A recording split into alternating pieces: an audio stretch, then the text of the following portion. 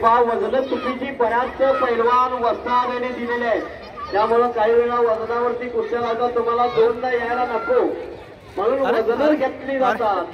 तरी देखील वस्तादमध्ये 50 किलो वजन असलं की 40 किलो वजन द्यायचं, 35 किलो वजन द्यायचं आणि बारक्या पोराला हलवायचं आणि बांधण घेऊन जायचं। ही प्रथा बंद व्हावी किंवा मग तुम्हाला डबल यावं लागेल कुस्त्या नेमण्यासाठी।